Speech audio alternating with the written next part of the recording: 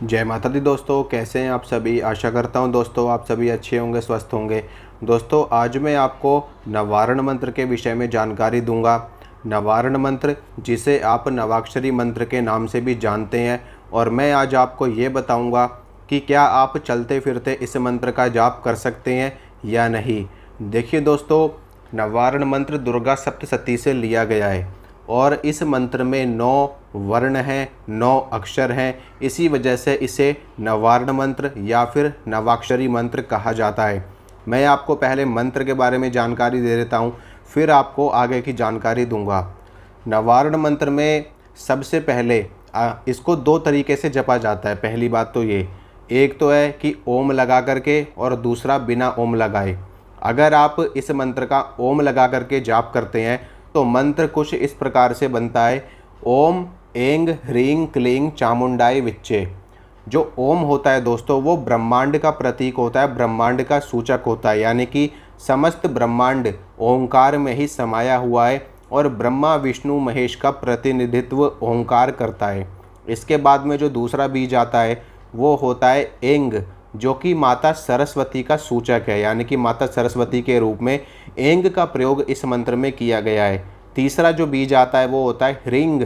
ह्रींग जो है वो माँ आदिशक्ति भुवनेश्वरी यानी कि माता महालक्ष्मी का प्रतीक है, माता महालक्ष्मी का सूचक है, और उन्हीं के रूप में इस बीज मंत्र का प्रयोग यहाँ पर किया गया है। इसके बाद में क्लिंग बीज मंत्र आता है। जो क्लिंग बीज मंत्र है दोस्तों, वो माता महाकाली का भी बीज है और भगवान श्री कृष्ण का भी बीज है, लेकिन यहाँ पर महाकाली के रूप में क्लिंग बीज मंत्र को प्रयुक्त किया गया है, उसको उपयोग किया गया है। इसके बाद में चामुंडाई। चामुंडाई का मतलब होता है कि जो देवी जिन्होंने चंड और मुंड का वध किया था, उन्हीं देवी को माँ भगवती आदिशक्ति ने चामुंडा कह करके पुकारा था। तभी से उनके नाम का, चामुंडा के नाम से उनकी ख्याति हुई थी। तो चामुंडाई इसलिए आता है। और विच्चे यानी कि नमस्कार करते हैं। तो इस मंत्र का जो अर्थ बनता है वो इस प्रकार से बनता है कि देवी महासरस्वती, देवी महालक्ष्मी और देवी महाकाली स्वरूपा भगवती चामुंडा को हम नमस्कार करते हैं। ये इस मंत्र का स्वरूप बनता है और इस मंत्र का अर्थ बनता है। अब मैं आपको ये बताता हूँ कि जो ये मंत्र है, नवारण मंत्र वास्तव में है क्या और ये करता क्या है, इसके जो गूढ़ रहस्य हैं, जो गुप्त शक्तियाँ हैं वो क्या है, वो मैं आपको जानकारी देता हूँ। देखिए दोस्तों, ये जो मंत्र है नवारण मंत्र, ये मंत्र माँ भगवती आदिशक्ति जगदम्बा का मूल मंत्र है।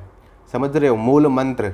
यानी कि इतना शक्तिशाली मंत्र है कि इस मंत्र के ज़रिए आप इस ब्रह्मांड की असीम शक्तियों की प्राप्ति कर सकते हैं।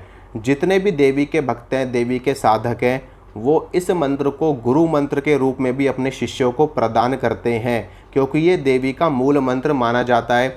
श्रीमद् देवी भागवत महापुराण में भी इस मंत्र की बहुत अच्छी व्याख्या कही गई है और इस मंत्र की असीम शक्तियों को बताया गया है।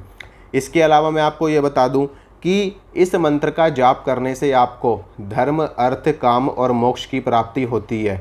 इसके अलावा इस मंत्र का जाप करने से आपकी समस्त मनोकामनाएं भी पूरी होती हैं। इस मंत्र का जाप करना आपके लिए शुभ रहता है।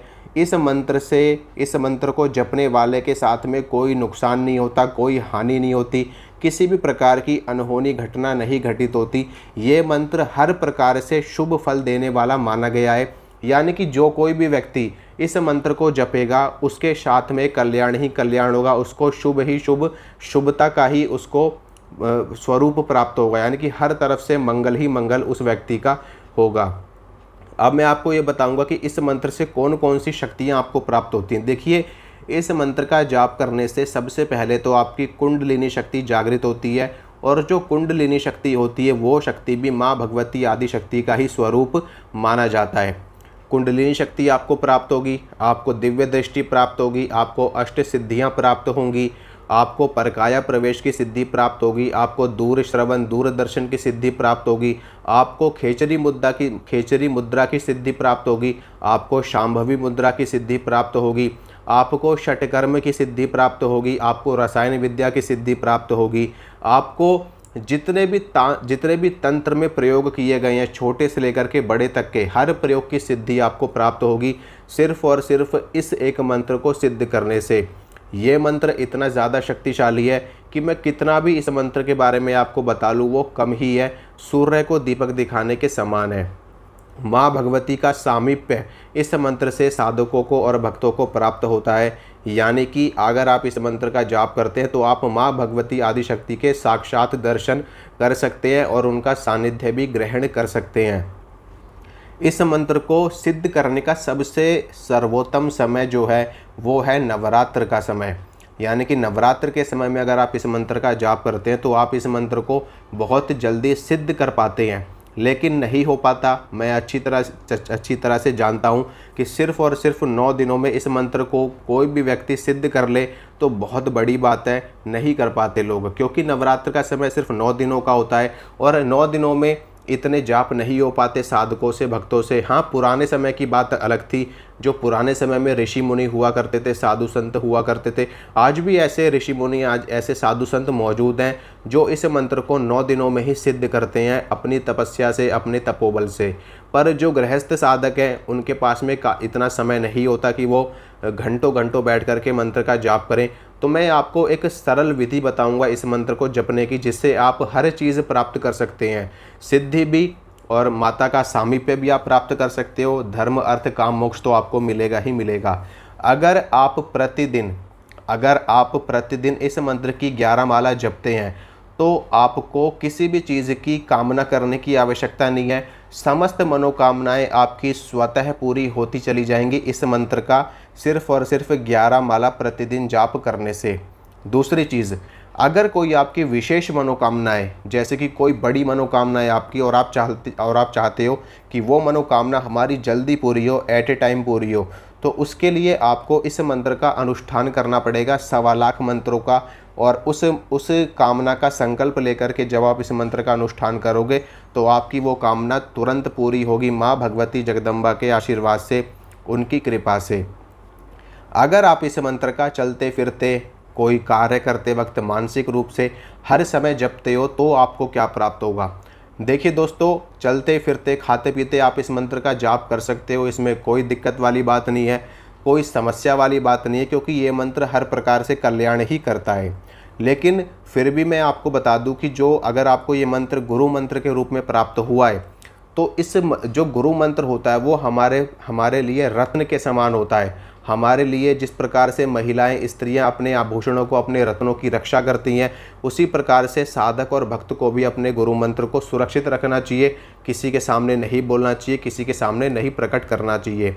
अगर आप इस मंत्र का चलते फिरते जाप करते हो, कहीं आप अशुद्ध अवस्था में हो, अपवित्र अवस्था में हो, कहीं पर आप आ रहे हो, जा रहे हो, कोई खा रहा है, कोई पी रहा है, कोई कैसा व्यक्ति है, तो आप 100 तरह के लोगों को स्पर्श करोगे, 100 तरह की अशुद्ध स्थान पर बैठोगे, अशुद्ध जगह पर आप चलोगे, तो ऐसे में क्या होगा कि जो आप मंत्र जाप करके जो ऊर्जा आप प्राप्त कर रहे हो वो ऊर्जा आपकी क्षीण होती है। इसीलिए कुछ मंत्रों को सिर्फ और सिर्फ आसन के ऊपर बैठ करके ही जपा जाना चाहिए। मैं आपको बताता हूँ अपना एग्जाम्पल। मुझे जो गुरु मंत्र प्राप्त हुआ था मेरे गुरुदेव से, तो गुरुदेव ने जो मूल मंत्र दिया था, गुरु मंत्र जिसे हम कहते हैं, वो मंत्र आसन के ऊपर बैठ करके जपने के लिए दिया था। और हर पल हर क्षण हमेशा कोई भी कार्य करते वक्त, यानी कि आठों पहर जो मंत्र हमें गुरु महाराज ने दिया था, अलग से वो मंत्र अलग है, और जो मूल मंत्र है आसन पे बैठ करके जपने वाला वो मंत्र अलग है। तो इसीलिए जो मूल मंत्र होता है उसको हमेशा आसन के ऊपर बैठ करके जपना चाहिए, तो उसका एक अलग ही प्रभाव हमारे जीवन पर पड़ता है और हमें हर चीज़ की प्राप्ति होती है। क्योंकि जब आप आसन पे के ऊपर बैठ करके तसल्ली से अपने मन को एकाग्र करके, स्नान करके, शुद्ध वस्त्र धारण करके जब आप बैठते हो पूरे पवित्रता के साथ में, तो आप अपने इष्ट से डायरेक्ट कनेक्ट हो जाते हो, डायरेक्ट आपके इष्ट से संबंध बन जाता है। अब चलते फिरते आप क्या जपोगे, आप खुद सोचो कि आप रास्ते में चल भी रहे हो, आपके दिमाग में ये भी चल रहा है कि मुझे यार इस जगह पर जाना है, इस व्यक्ति से बात करनी है, इस व्यक्ति से पैसे लेने हैं, इस व्यक्ति से ये काम करवाना है। आपके दिमाग में वो विचार भी चल रहे हैं, आपके दिमाग में मंत्र भी चल रहा है, मन ही मन में मंत्र भी चल रहा है, तो उसमें वो मज़ा नहीं आता है। लेकिन फिर भी अगर आप ये चाहते हैं कि हमें चलते फिरते मंत्र का जाप करना है, तो मैं आपको बताता हूँ कि क्या करना है। आपको करना है नाम जप। आप माँ दुर्गा का कोई भी एक नाम, जैसे कि दुर्गा, चामुंडा, काली, भद्रकाली, महाकाली, पार्वती, ठीक है। कोई भी माँ दुर्गा का एक नाम आपको ले लेना है, जिस जिस नाम में आपकी सबसे ज़्यादा रुचि हो, जो मंत्र जो नाम सबसे ज़्यादा आपको प्रिय हो, उस नाम को आप ले लीजिए और उस नाम को हमेशा जपते रहिए मन ही मन में। जय माँ दुर्गा, जय माँ काली, श्री दुर्गाय नमः, श्री अंबिकाय नमः, श्री जगदम्बिकाय नमः। नाम जप करिए, उनका एक नाम ले लीजिए कोई भी और मन ही मन में हमेशा आप उसको बोलते रहिए। तो इससे आपको माता की कृपा भी प्राप्त होगी, सिद्धि भी प्राप्त होगी और समस्त मनोकामनाएं भी आपकी पूरी होंगी। तो अगर आपको ये वीडियो अच्छा लगा है तो वीडियो को लाइक करना, शेयर करना, चैनल को सब्सक्राइब करना। मिलूंगा आप सभी से अगली वीडियो में। जय माता रानी की।